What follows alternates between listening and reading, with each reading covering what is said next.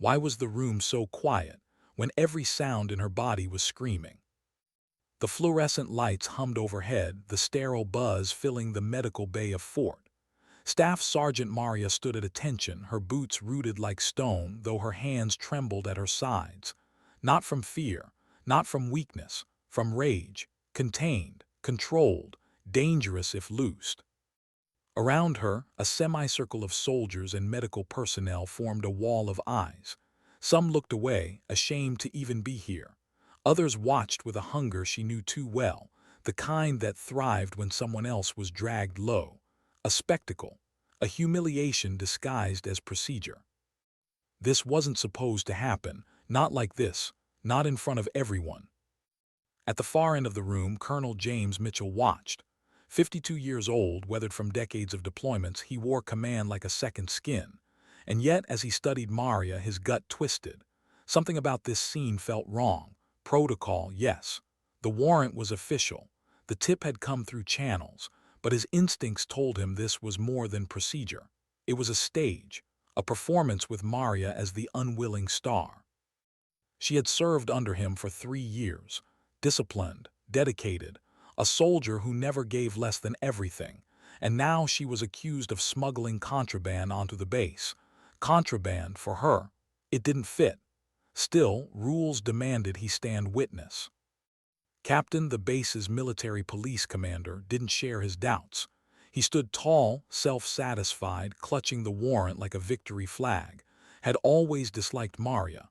Too independent, too outspoken when others stayed silent, too unwilling to bow her head when injustice walked in uniform.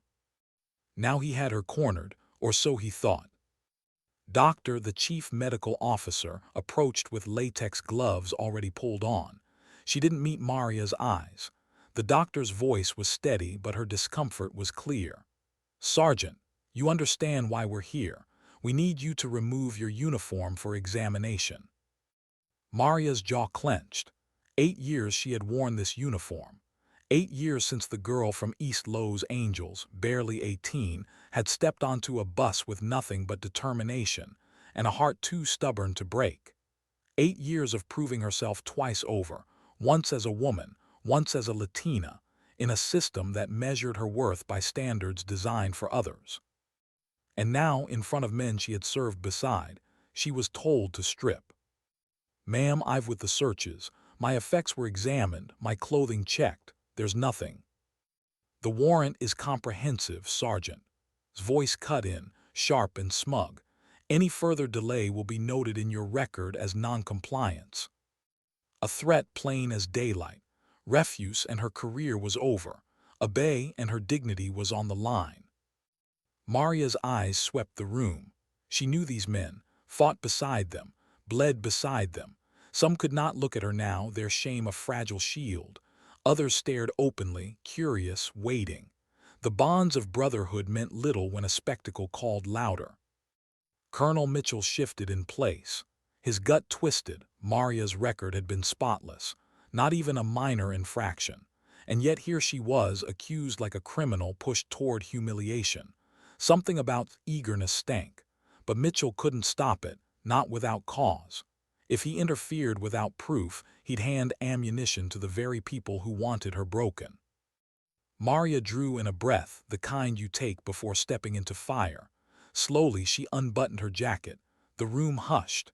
She folded it with care, her eyes never leaving the colonel's. There was no defiance there, no plea for rescue, only a cold, resigned determination. Her shirt followed, boots, socks, pants. Piece by piece the uniform came away. Doctor examined each article with professional hands, her discomfort clear but her duty stronger. Each time nothing found, clean, empty. Maria stood rigid in her regulation underwear, her spine straight, her expression unreadable. Humiliation tried to crawl into her, but she refused its space. She had faced ambushes in Afghanistan, dragged wounded men from burning vehicles, stared down insurgents with nothing but her rifle and grit. She would not break here. "Continue," ordered. The words cracked through the air like a whip. Even some of the soldiers who'd watched with curiosity flinched. Colonel Mitchell's voice cut across the tension. "Doctor, is such an examination medically necessary at this point?" Doctor hesitated, eyes flicking between him and, "Colonel, the warrant specifies." "I know what it specifies." His tone sharpened. "I'm asking if it's necessary." The silence thickened. Everyone felt it now. This was no longer procedure. This was something else, something darker.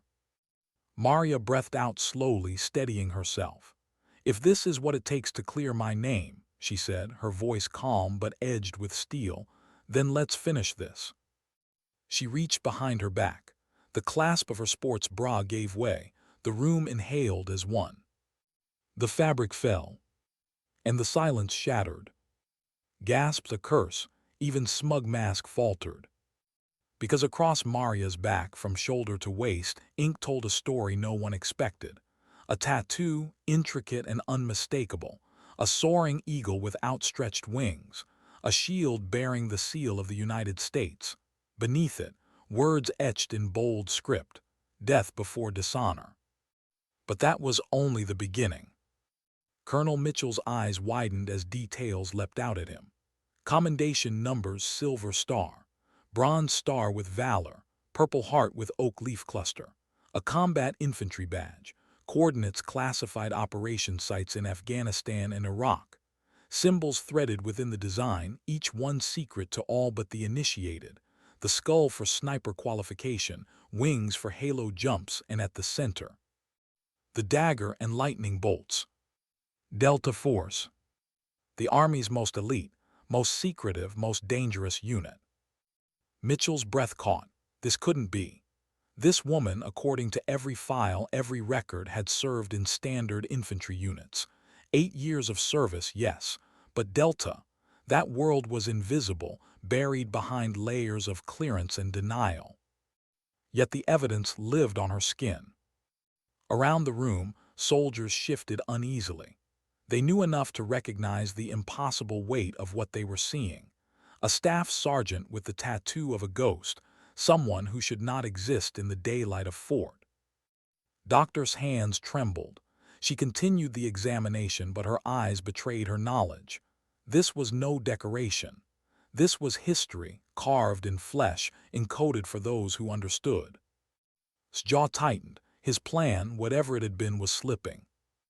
Maria stood unmoving, her eyes forward.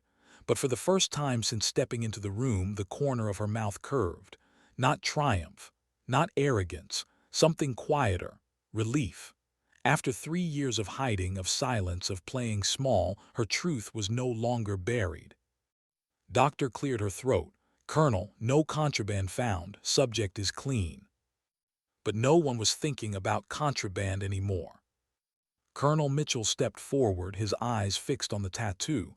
His voice was steady, but his hand trembled at his side. "Doctor, photograph it, every detail."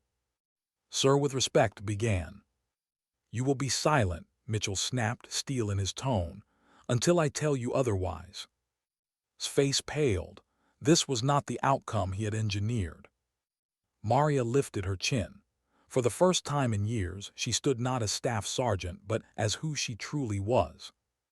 And the weight of that truth was about to turn Fort, and everything beyond it, upside down. How could a simple tattoo silence an entire room? Maria stood bare-backed in the center of the medical bay, her tattoo glowing beneath the harsh fluorescent lights like a scar carved into history. No one moved. No one breathed. They all knew, without needing to speak it aloud, that they were staring at something forbidden, something that did not belong to this place, this rank, this woman.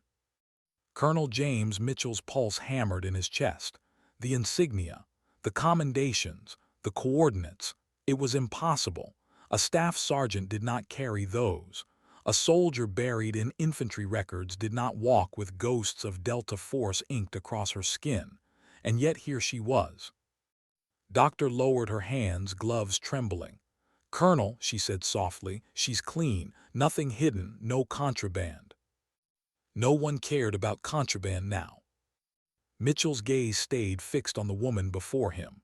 Her jaw was set, her posture unshaken. And for the first time in 3 years of command, He saw her not as the disciplined, unremarkable sergeant who never caused waves, but as something else, something larger, a secret wearing flesh. "Doctor," Mitchell said at last, his voice low but sharp with authority. "Photograph it, every detail." "Sir, with respect," began, his voice breaking the spell. "You will be silent until I say otherwise." The colonel's voice cut through the air like a blade. His mouth snapped shut, but his eyes blazed with confusion, fear, and something darker. Maria turned slowly, meeting Mitchell's gaze.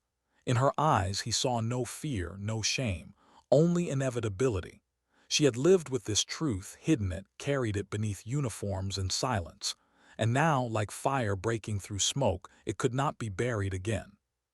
She dressed slowly, deliberately, each motion controlled as if reclaiming what had been taken in that room. When her jacket slid back across her shoulders, she seemed taller, harder, transformed.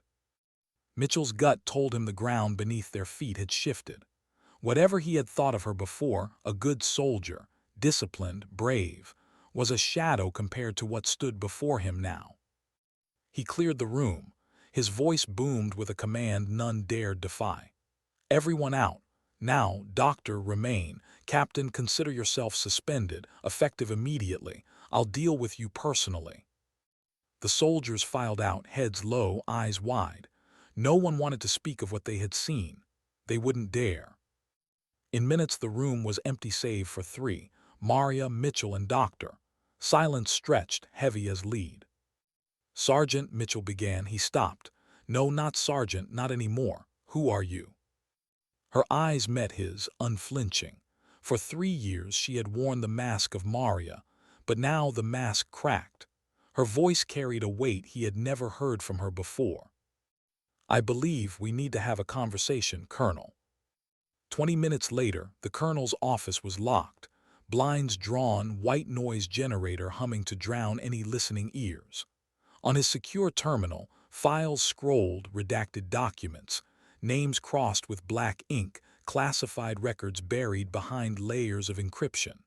And yet somehow, here they were. Mitchell stared at the screen, then at the woman across from him. "Major Santos," he read aloud, his voice thick with disbelief. "Age 28, originally from East Los Angeles, recruited into special operations at 21, Delta certification at 22, Silver Star, Bronze Star with Valor, Purple Heart, combat deployments across Iraq, Afghanistan, Syria." He looked up, but according to official records, Major Santos was killed in action 3 years ago. Her lips curved into something between a smile and a grimace. "That's what the Army decided, yes." Mitchell leaned back, the chair creaking under his weight. Why bury you? Why create Maria?" Her gaze drifted to the window, though the blinds hid the night beyond. Her voice softened, but her words carried an edge honed by memory. "Because someone wanted me dead, Colonel, and they almost succeeded." The room chilled. "In Syria," she continued, "my team was compromised. Every one of them, Williams, killed, ambushed with precision that was no accident. Only I survived. Barely. Army intelligence decided it was safer to kill me on paper, to bury Santos and let Maria walk quietly among the ranks." Her eyes returned to him, sharp as broken glass. "Because if Santos lived, the people who sold us out would never stop hunting me." Mitchell's throat tightened. He had seen betrayal before, seen politics rot good missions from within. But this, Delta Force burned, a team slaughtered, one survivor forced into a false life. And somewhere above him, unseen hands pulling strings. "The tip about contraband," he murmured, realization dawning. "It wasn't random." "No," her voice was certain. "They're circling closer. Someone is suspicious. Maybe himself, maybe someone higher. Either way, today wasn't about contraband. It was about forcing me into the open. And now here we are." She reached into her pocket and laid something on his desk. A flash drive no larger than a thumb, plain, unassuming. And yet Mitchell felt the air shift when it touched the wood between them. "What's on it?" "Truth," Her voice was quiet. The kind of truth men kill to bury. My team's last act before the ambush was to secure hard drives. Weapons dealer, arms trafficker.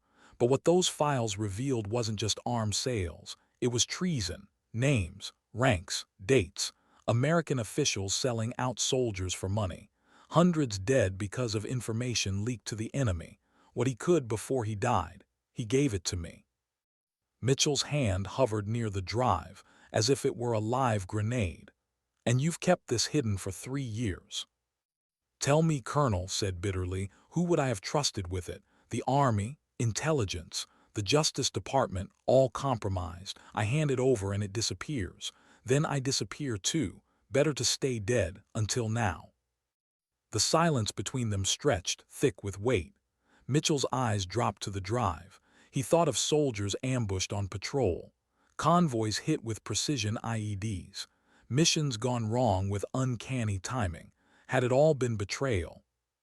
His chest tightened with anger, grief, disbelief. You're telling me the deaths of our soldiers were bought and sold, finished, her voice flat, paid for in blood, and I have the proof. Mitchell's hand finally closed around the drive. Cold plastic, heavy with invisible weight. His next words were steady, but his voice carried a tremor of rage. Major Santos, what do you want from me? Her eyes softened just barely. Trust and help, because if we don't move first, they will, and the next time, Colonel, I won't walk away. For the first time that night, Mitchell understood the full cost of the path opening before him. If he chose to stand with her, he wasn't just protecting a soldier. He was stepping into a war against shadows in his own government. A war that could cost careers, lives, even his own honor. But looking at her, seeing the scars behind her steel, he also knew this. If she had carried the truth alone for 3 years, then the least he could do was carry it with her now. Major, he said quietly, you have my trust. She nodded once, and in that single gesture, a line was crossed that could never be undone. That night in her quarters, sat alone in the dark. Her jacket hung over a chair, her rifle leaned against the wall, and in her hand, a burner phone she hadn't touched in years. Her thumb hovered over the number. One burned into her memory like scripture. When the line clicked open, a gravel voice spoke, suspicious, guarded, yeah. Her throat tightened. Ghost Wolf, she whispered, this is Phoenix Rising. Silence. Then a voice she thought she'd never hear again broke, cracked with emotion. Jesus Christ, we buried you 3 years ago. She closed her eyes. For the first time in years, she let the mask slip. Hello, Tommy. How do you tell someone you've been dead for 3 years? Sat in darkness, the glow of the burner phone lighting her face. The voice on the other end was raw, cracked with disbelief. Master Sergeant Thomas, Delta Force mentor, the man who had taught her to survive ambushes and deserts in silence. He had buried her once already. He said again, softer this time, we lowered an empty coffin for you at Arlington. I stood there. I saluted. Her throat tightened, words catching like shrapnel. I know. I'm sorry, Tommy. I wanted to reach out, but if I had, you'd be dead too. The line went quiet, then steady as always. What do you need? Those words, simple, unquestioning, struck deeper than any oath. In the special operations world, loyalty wasn't written in ink. It lived in blood. I need to know who I can trust, whispered. Syria wasn't an accident. We were sold out.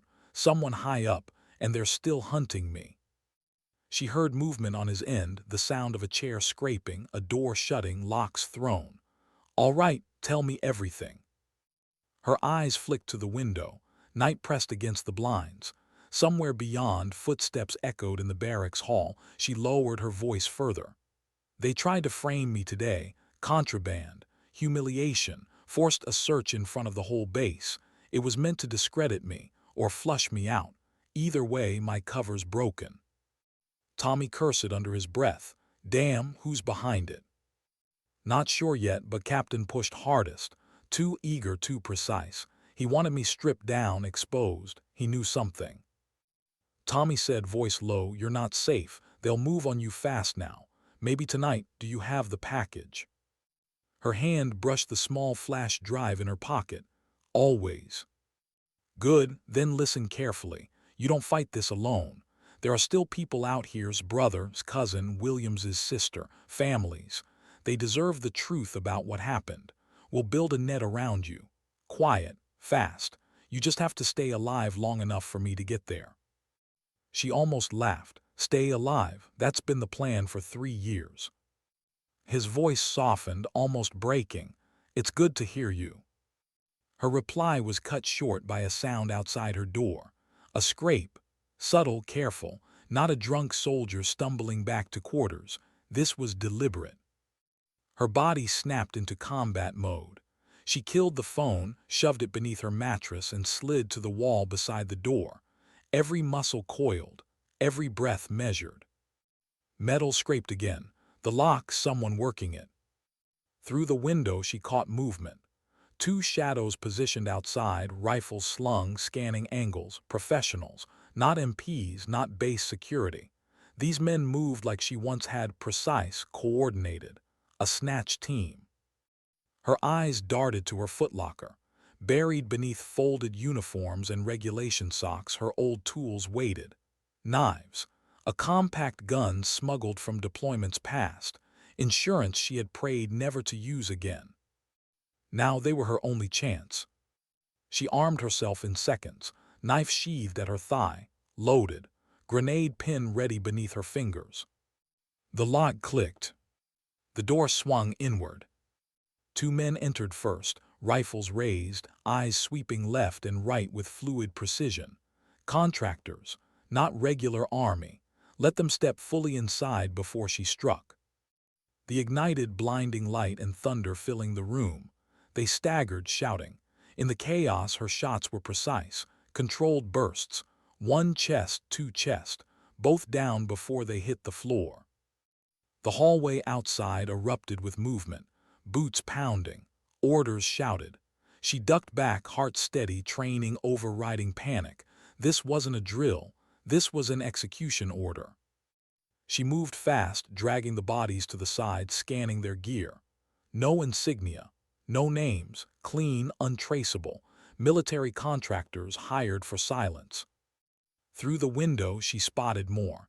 2 on the roof opposite, sniper rifles scanning. Another by the motor pool, signaling with a laser. A full perimeter. They weren't here to question her. They were here to erase her. Her phone buzzed, a secure call on the burner. She answered without hesitation. It's Mitchell. I just got word, unauthorized personnel on base. Contractors, armed, they're after you. Are you secure? Negative, 2 down. At least 4 more, probably more outside. They're setting up for a full assault.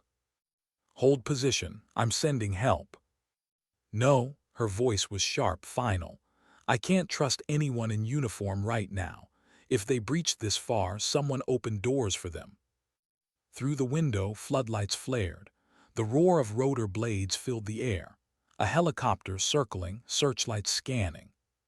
They brought air support, she muttered. Listen to me. 20 minutes ago, submitted paperwork accusing you of stealing classified intel. He's painting you as rogue. They're justifying whatever happens tonight. She bit back a curse. It's a setup, Colonel. They want my body cold before sunrise.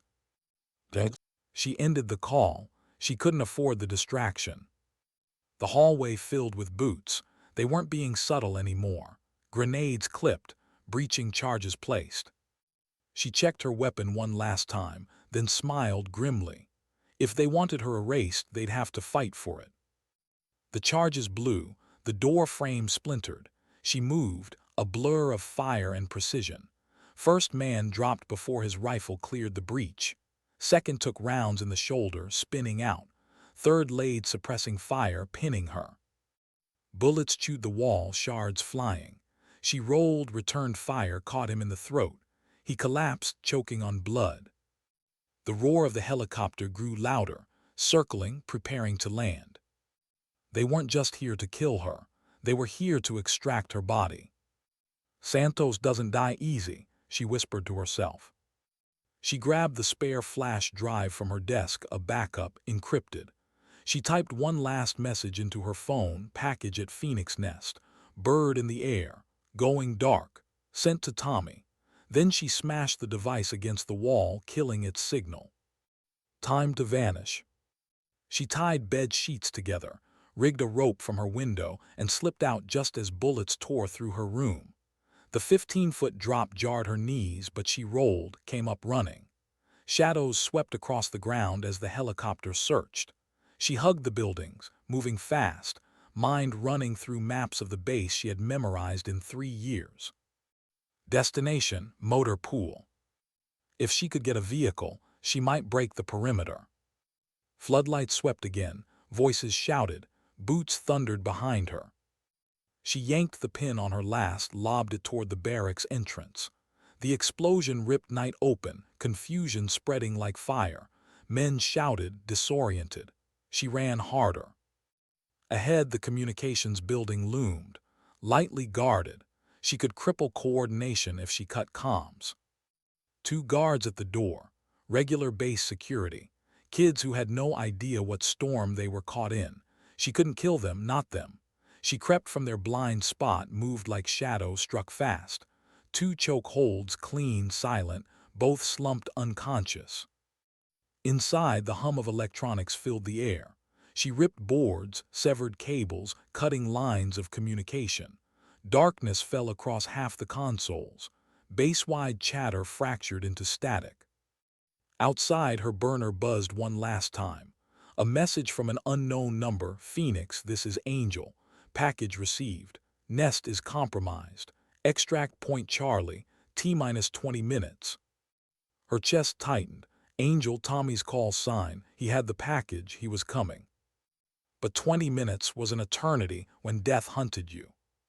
She tightened her grip on her weapon and slipped back into the night. The hunt was far from over. And Santos was done hiding. How long could she keep running before the shadows closed in? The base was chaos. Sirens wailed. Floodlights swept across the motor pool. Helicopter blades churned overhead like thunder, moved through the night as if born for it, body low, every step calculated. For years she had trained to vanish into darkness, to outthink, outlast, outfight. Now that training wasn't just habit, it was survival. The message burned in her mind. Extract Point Charlie, T-minus 20 minutes. 20 minutes felt like a lifetime, with armed contractors sweeping the base. But if Tommy said he was coming, then he was already in motion. The man had pulled her out of fire once in Afghanistan, dragging her bleeding body across desert rock under sniper fire. If anyone could break into a lockdown base to get her out, it was him. Still, she had to reach Point Charlie alive. She slipped past a patrol, hugging the shadow of an idling Humvee. The 2 contractors smoked cigarettes, careless, talking in low voices about bonuses and kill counts. Clenched her jaw. Professionals didn't talk like that. These weren't warriors. They were vultures paid in blood. Her knife was in her hand before she realized she'd drawn it. The steel whispered once, twice. Silent. Clean. 2 bodies slumped without sound. She caught one before he fell, eased him down, then dragged both into the shadows. She hated it, every kill weighed, but hesitation meant death. From the roofline ahead, a sniper's scope flickered. She dropped to her stomach, heart pounding. The beam swept across where she'd stood seconds before. She crawled beneath the Humvee, dirt grinding into her elbows. Her fingers brushed the ignition, keys left inside. Fate offering her a chance. She slid into the seat, adjusted the mirror, and the vehicle with a speed that came from too many where silence wasn't an option. The engine growled. She slammed it into gear and tore across the motor pool. Shouts erupted behind her. Gunfire chased. Bullets punched the side panels, shattering glass. She leaned low, teeth gritted, and floored it. The Humvee tore through the outer fence, sparks flying as metal ripped. She didn't slow. The vehicle bounded into open ground beyond the wire, headlights cutting into the dark forest that bordered the base. Point Charlie, 2 clicks east. Her mind ran maps again and again. Terrain, elevation, lines of sight. Survival wasn't about speed alone. It was about unpredictability. She zigzagged across the rough ground, headlights killed, moving through moonlight and instinct. 15 minutes later, she ditched the Humvee in a ravine, covered it with branches, and moved on foot. Her body was already exhausted from the fight, but discipline carried her. Fatigue was a luxury. She could collapse later if there was a later. The forest thickened, owls hooted, branches cracked under her boots. Every sound was a warning. She slowed, crouched low, and listened. Voices ahead, male, American. She raised her weapon, creeping closer, ready to fight again. But as the shapes emerged from the shadows, her chest caught. Tommy stood there, older, grayer, but unmistakable. His broad shoulders carried the same weight they always had, the kind that came from carrying more coffins than anyone should. His rifle rested easy in his hands, but his eyes, when they landed on her, softened in a way she had never seen before. He whispered. Her throat tightened. She lowered her weapon. Tommy. In 3 strides he was before her. Not quite an embrace, soldiers rarely did, but his hand gripped her shoulder, hard, grounding her. For a moment she wasn't the ghost of Delta or Maria or a hunted soldier. She was just. "You're alive," he said, voice rough. "Damn it, kid, you're alive." She allowed herself a single breath of relief, just one. Then it was gone. "We don't have time, they'll sweep the forest." He nodded. Behind him, 2 others emerged. A woman with sharp eyes carrying a medic's kit. A man with a satellite pack strapped to his back. Both civilians, but the kind who had seen war. "Sister," Tommy explained quickly. "And Williams's cousin. They've been working with me, gathering names, quietly. When you sent the package, we started moving. You're not alone anymore." His eyes lingered on them. Strangers, yet not strangers. Blood of the men she had lost. Family of the fallen. A thread connecting sacrifice to purpose. She gave a nod. "Thank you." The woman met her gaze firmly. "My brother died for something bigger, so will I if I have to. Just tell us what to do." The words hit like a blade and a bomb all at once. Family stepping into war. She wanted to tell to walk away, to live her life untouched by this darkness. But the fire in his eyes told her it was useless. She had already chosen. Tommy moved them out quickly, leading through dense brush to a clearing marked by an old hunter's cabin. Weathered wood, roof sagging. To anyone else, worthless. To them, cover. Inside, lanterns glowed dim. Maps spread across the table.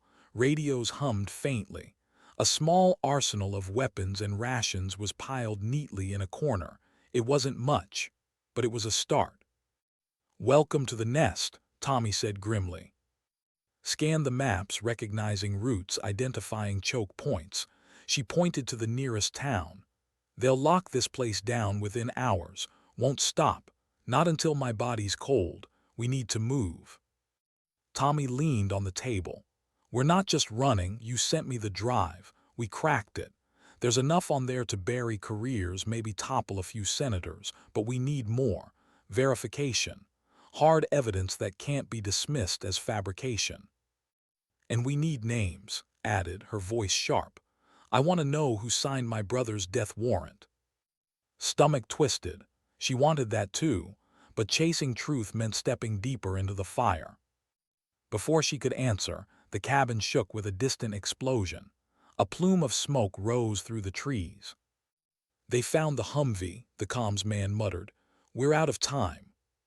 Tommy's eyes met hers. "You ready to stop running?" Exhaled slowly, her mind flashing back to her tattoo, the words inked into her skin. "Death before dishonor." "Yes," she said. "It's time we turn the hunt around." Hours later, the 4 of them crouched on a ridge overlooking the highway leading out of the base. Convoys rolled below, headlights cutting like knives through the dark. Military trucks, contractor SUVs. Binoculars tracked them. "That's not a sweep, that's a relocation. They're moving something." Adjusted her scope, eyes narrowing. In the back of one black SUV, a case, marked with an insignia she knew too well, Army Intelligence. Her pulse quickened. If they were moving that case, it wasn't just routine, it was evidence. She turned to Tommy. "We hit that convoy, quiet, clean. That case might be the piece we need." He studied her, then nodded. "All right, Phoenix, lead the way." As the convoy disappeared into the night, 4 shadows slipped from the ridge. And for the first time in 3 years, Santos wasn't just surviving, she was fighting back. What happens when the hunter becomes the hunted? The forest was alive with silence. 4 shadows crouched at the ridge line, eyes fixed on the convoy crawling like a serpent across the highway below.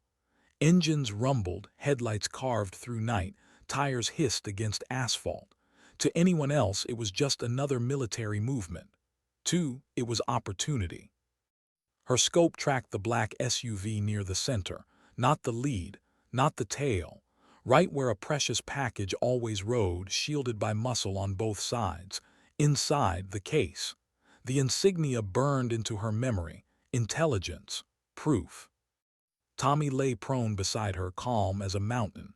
Standard contractor formation, 2 scout vehicles, 4 SUVs, 2 trucks with extra men.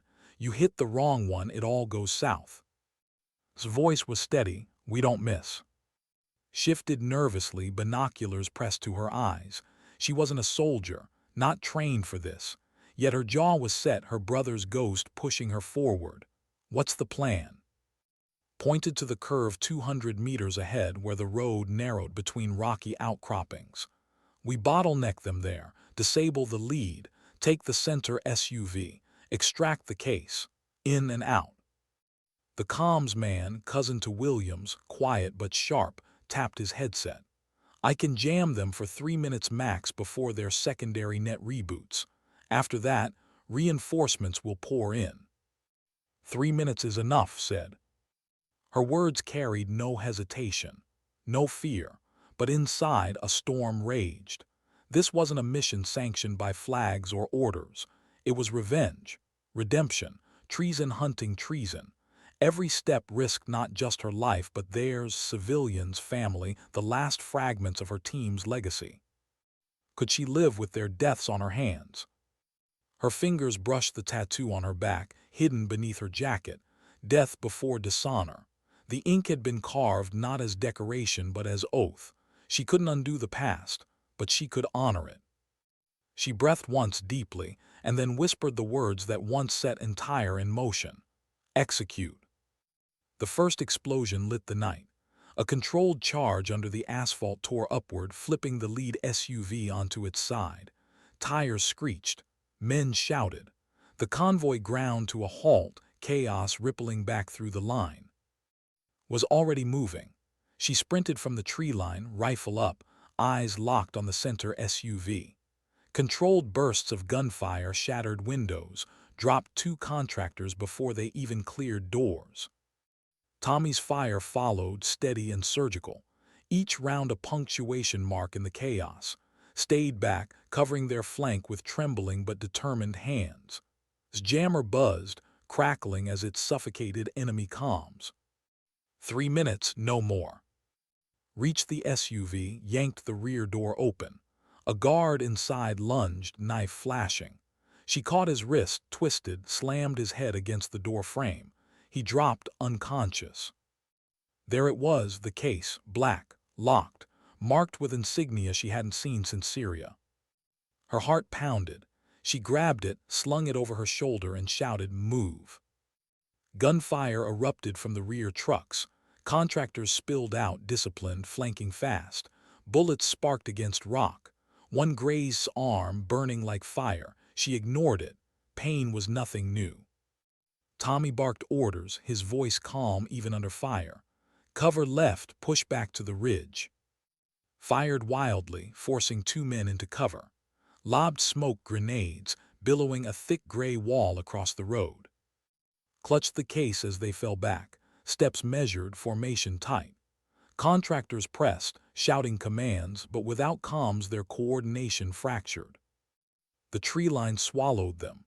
Roots and shadows became allies. The team slipped back into darkness just as Jammer died. Shouts erupted behind them, reinforcements inbound. They ran, heartbeats thundered louder than boots, branches tore at their clothes. The weight of the case dragged its shoulder, but she refused to let go. Not now, not after 3 years of carrying ghosts. By the time they reached the cabin, lungs burned, bodies slick with sweat. But they had it, proof. The lantern light flickered across the case as it sat on the table, untouched, ominous. Tommy wiped blood from his temple, eyes never leaving it. We need to know what's inside. His fingers hesitated over the locks. This wasn't just a case. It was Pandora's box. Opening it meant no turning back. His voice broke the silence. My brother died for this. Open it. Met her eyes, saw the grief, the anger, the quiet, unwavering demand. She nodded once. The lock clicked, the lid lifted. Inside, folders, hard drives, memory sticks, documents stamped top secret, names, numbers. Plugged one drive into his secure laptop. His face lit by the glow, he scrolled fast, fingers shaking. Oh my God, it's all here. Talk to me, Tommy said. Communications between U.S. contractors and insurgent leaders, coordinates of patrols, payment records, offshore accounts tied to senators, generals, intelligence directors. They sold missions. They sold soldiers. His hand flew to her mouth. Tears welled, but her voice was sharp with fury. They sold my brother. His chest constricted. Proof, not suspicion, not whispers, proof. Tommy's jaw tightened. This is treason. Nodded, scrolling further. And it's not just old. The last entry is from 2 weeks ago. Current operations, active betrayal. Silence heavy, crushing. His hands curled into fists. This was bigger than her. Bigger than Delta. It was rot at the core of everything they had fought for. And it wasn't going away quietly. She looked at Tommy. We take this public. His eyes hardened. We try, we're dead before sunrise. They'll erase us, erase the evidence. We need allies, someone clean, someone with reach. Who? Asked bitterly. Everyone in power is on the list. His mind raced. Names, faces, all sifted against years of experience. And then one surfaced. A judge, military, retired, known for integrity, hated by politicians for it. A man with nothing left to lose. She whispered his name. Tommy exhaled slowly. He might just be crazy enough to help. Before they could speak further, the radio crackled. Not their signal. Enemy frequency bleeding through. Target has case, moving north, lockdown perimeter, kill on sight. They froze. They had been found. His hands trembled, but her voice was steel. Then we move now. Shouldered the case again. The weight felt different this time, not just heavy, righteous. She spoke softly, almost to herself. They wanted me erased. Instead, I'll make sure the world remembers. They abandoned the cabin that night, moving through forest and riverbeds, never staying still. Helicopters roared overhead. Dogs barked in the distance. Spotlights tore through trees. But carried the case like a torch. Proof that betrayal had a face, a name, and soon a reckoning. For the first time in years, she wasn't just surviving. She was fighting for the truth. How do you know who to trust when trust itself has become a weapon? The forest seemed endless, but night has a way of betraying even shadows. His team moved like ghosts, step after step through mud and pine, the case always on her back. She could feel it digging into her shoulders, heavier with every mile, not just from steel and files, but from the weight of lives lost to the names inside. Every sound was a warning. Every flicker of movement forced her finger near the trigger. But for the first time since she clawed her way out of Syria, she wasn't walking alone. Tommy at her side, steady as ever. Fierce and grieving, refusing to falter. Silent, watching, carrying the network of comms like a lifeline. Together, fragile, they pushed north. By dawn, they reached the edge of the woods. A crumbling highway stretched before them, broken by weeds and time. Abandoned gas stations dotted the roadside like graves. Civilization was close, yet unreachable. They couldn't walk into town. Too many cameras, too many eyes, too many ways for betrayal to slip a blade into their backs. Crouched scanning the horizon, "We need wheels." Pointed to a junkyard less than a mile away, rusted cars stacked like corpses. "I can rig something. Won't be clean, but it'll move." They pushed forward cautiously. Crows scattered as they entered, black wings thrashing against the rising sun. Rows of forgotten vehicles stood like soldiers left to rot. Got to work.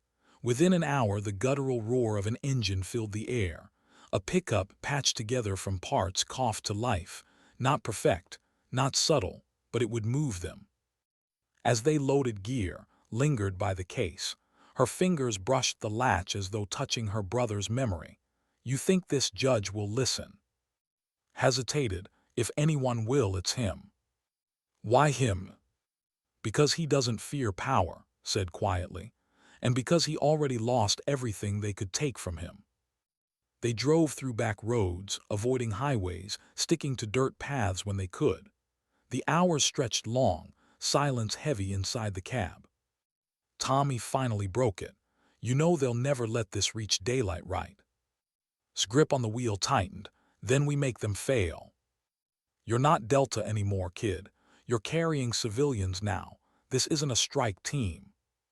Her eyes flicked to in the mirror. "They're not civilians, not anymore." Met her gaze, unflinching.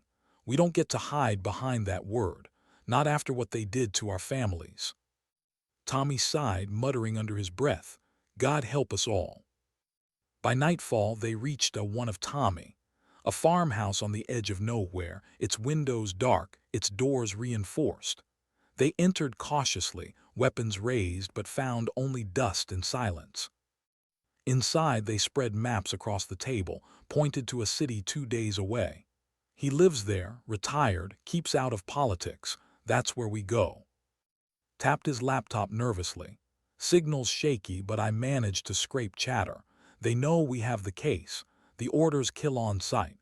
Contractors are pulling resources from 3 states." Tommy cursed softly. "They'll box us in before we even get close." Studied the map. "Then we stop moving like prey. We move like hunters, short bursts, unpredictable, change routes, change patterns." Her words sounded confident, but inside she felt the gnaw of fear. What if the rot reached even the judge? What if this journey only ended in another ambush, another burial with no name? As the others slept in shifts, sat alone with the case, fingers tracing the edges. The files inside could burn the world. But at what cost? How many more deaths before truth was free? She didn't notice standing in the doorway until the floor creaked. "You're awake," said softly. Stepped closer, arms folded. "I don't sleep much anymore, too many ghosts." Her eyes flicked to the case. "Do you ever wonder if it's worth it, carrying this, risking all of us?" Looked up sharply. "Every second, but if we don't, then what were their deaths for?" Nodded slowly, though her eyes seemed distant, troubled. The next day, betrayal came quietly. They had stopped at a deserted gas station to refuel, siphoning from rusted tanks. Stood watch by the pump, rifle slung, scanning the horizon. The silence felt wrong, too quiet. Then headlights flared from the tree line. Engines roared. 3 black SUVs barreled toward them, dust clouds rising. Contractors. "Move," shouted. Bullets tore across the lot. Glass shattered. Dove behind the pump, clutching his laptop.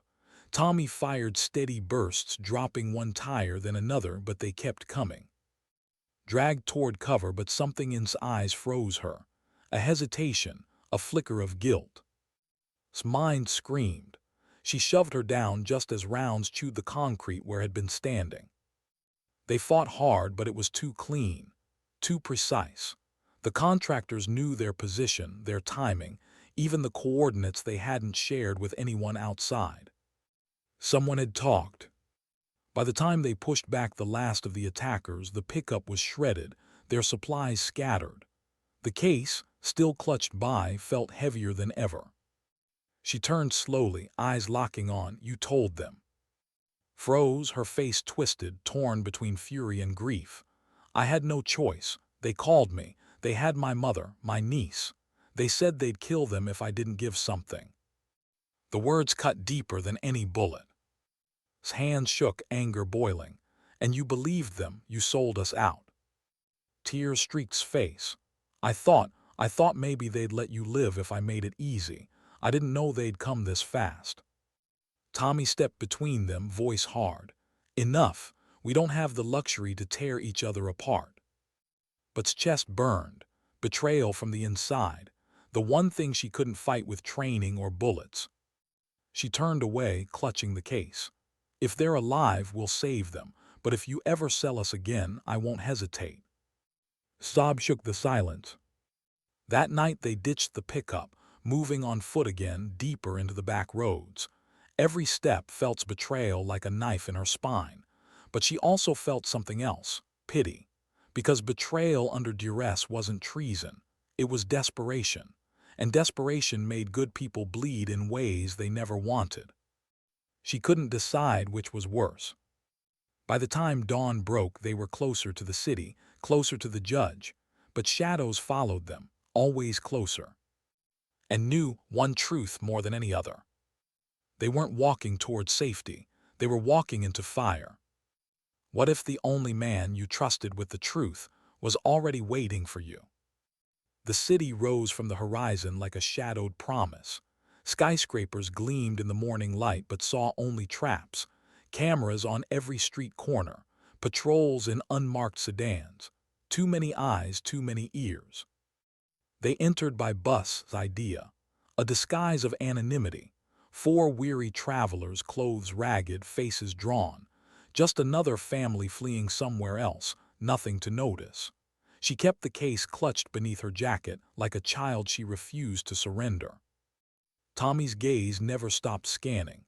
Sat silent, guilt wrapped around her like a shroud. Hunched over a battered phone, sweeping frequencies for chatter. Inside, pulse was a war drum. Every bump of the bus, every cough of a stranger, every police siren in the distance, all threats. She wasn't built for crowds anymore. Not after 3 years living like a ghost. When they stepped off, the air was thick with exhaust and tension. Led them through alleys, weaving through the arteries of the city until they reached an old stone house tucked behind iron gates.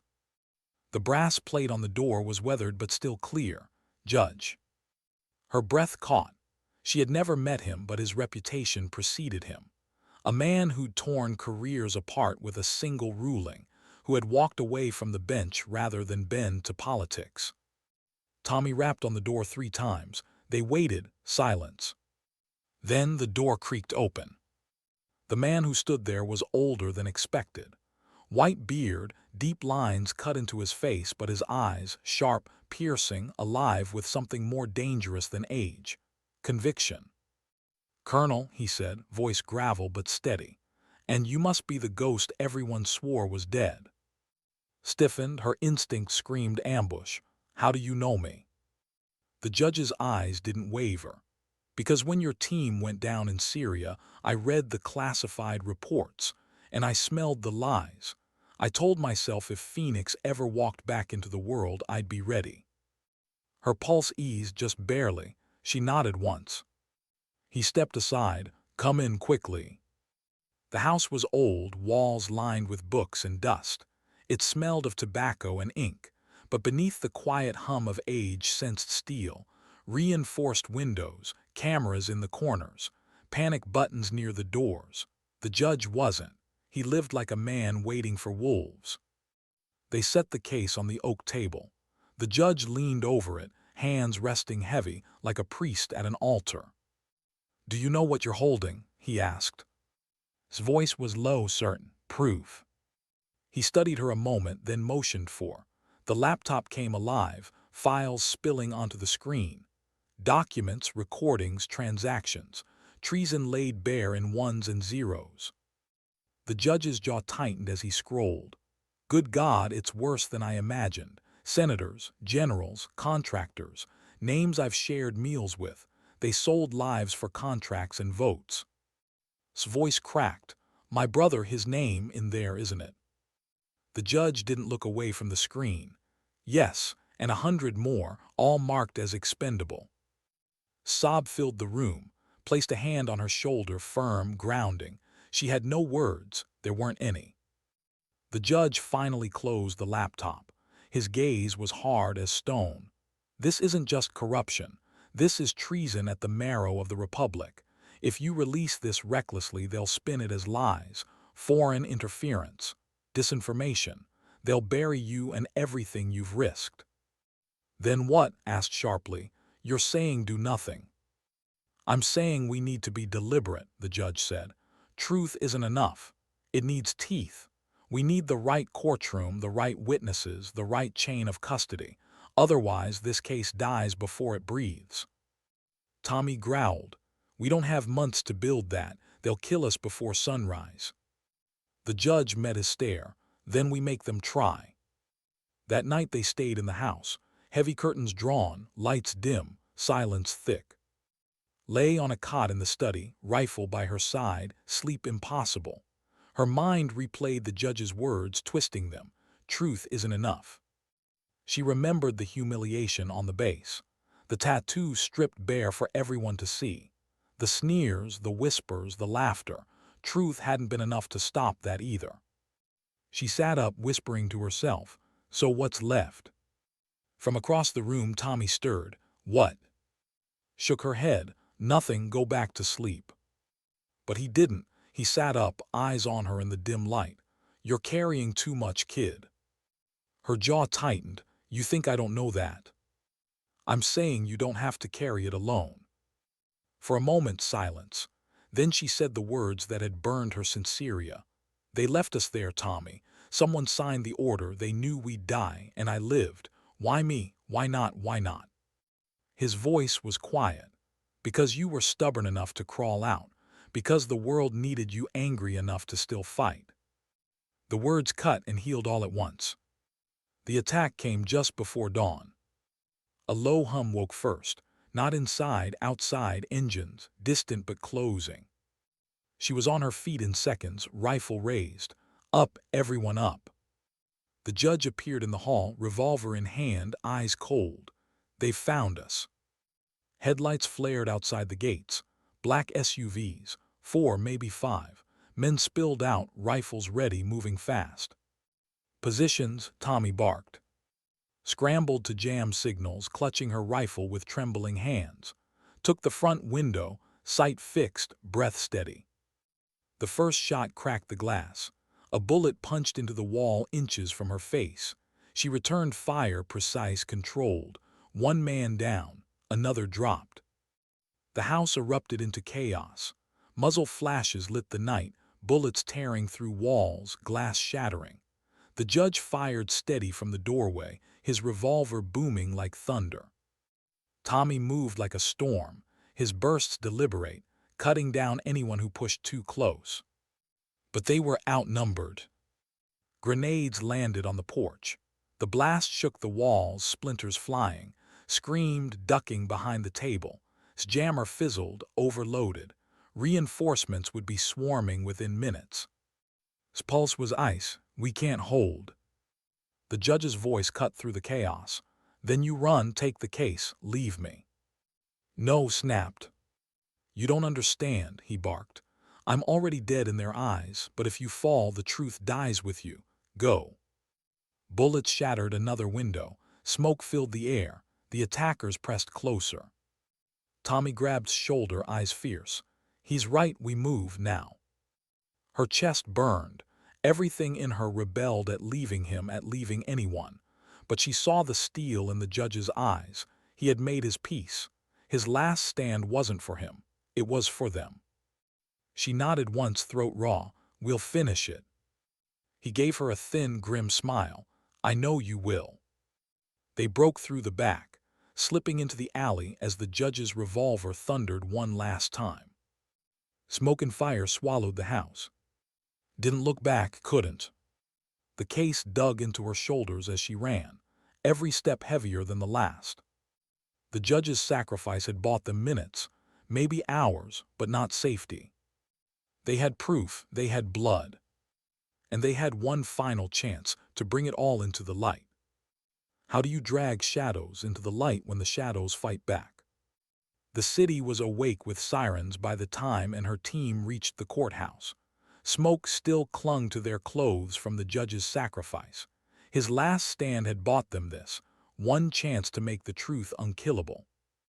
Tommy drove the stolen sedan hard, weaving through traffic, clutched the laptop with the files, eyes glued to the screen as if it were scripture, sat pale and silent, rifle across her knees, her face streaked with soot and tears. Sat in the front, the case still strapped to her chest, hands steady though her heart raged like a storm. Every mile brought them closer to daylight, and every mile she expected bullets to shatter the glass, engines to block their path, men to finish what they'd started. Instead, dawn came, and with it the courthouse steps. A wall of cameras already waited. Reporters, civilians, even off-duty soldiers drawn by whispers. Someone had leaked. Maybe the judge himself, sending one last warning before he fell. Opened the door. Her boots hit the pavement. For the first time in years, she didn't move in shadows. She walked into daylight, case clutched like a weapon. Gasps rippled through the crowd. Someone shouted her name. Phoenix, the ghost had come back to life. Inside, the air was thick with tension. The courtroom was filled, journalists in every seat, veterans standing in the aisles, whispers colliding like storm winds. At the front sat the panel of military judges, gray uniforms sharp, eyes harder. And at their center, watching with cold amusement, was Colonel. Froze for half a breath. He hadn't changed. Same pressed uniform, same steel jaw, same predator's calm. But his eyes betrayed him, not fear, not yet, but calculation. He hadn't expected her to survive Syria, hadn't expected her to crawl out of the fire, and he sure as hell hadn't expected her to walk in here with proof. She took her seat at the witness stand. The case opened. Files stacked neatly on the table, hard drives humming, screens lit with evidence. The lead judge's voice carried. "Captain Santos, you were declared KIA 3 years ago. Explain." Her voice was steady, because the truth wasn't supposed to survive.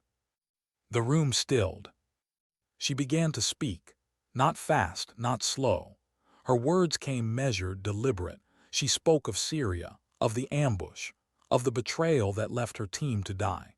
She spoke of the humiliation on the base, the tattoo stripped bare, the laughter of men who thought dignity could be broken with shame. And then she spoke of the case. Names, accounts, proof that treason wore medals and sat in boardrooms. Screens lit up with documents, transactions, emails, voice recordings of deals made in smoke-filled rooms. The crowd erupted. Shouts, gasps, curses. Veterans slammed fists against benches. Reporters scrambled to capture every word. Rose slowly, his voice sharp. "Objection, this is fabricated, foreign propaganda, nothing more." Turned, meeting his eyes. Her voice was calm, almost quiet. "You can shout all you want, Colonel, but the dead don't lie, and neither does money." Tapped his laptop, projecting bank records tied directly to his name. Offshore accounts, payments from contractors, coordinates of ambushes tied to his authorization. The colonel's mask cracked, just for a second, then his rage surfaced.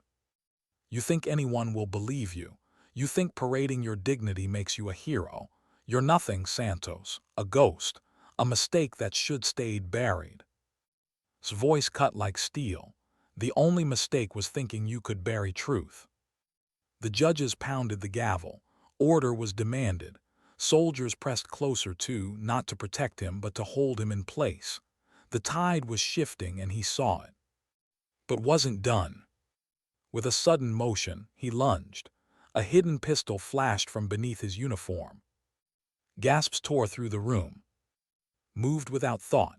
Years of training, reflex sharpened by survival. She rose, weapon drawn, sights locked. 2 shots cracked. Fell, the pistol clattered to the floor. Silence roared in the aftermath. Lowered her weapon slowly, hands steady, heart steady. For 3 years she had run, fought, hid. For 3 years she had carried ghosts, and in that single moment it ended. Not with vengeance, not with rage, with truth. The trial that followed stretched for weeks. Allies fell one by one. Senators resigned. Generals disappeared under investigation. Contractors were dragged into light. The rot that had festered at the heart of command was cut open for the world to see. But didn't stay for glory. She gave her testimony. She handed over the case.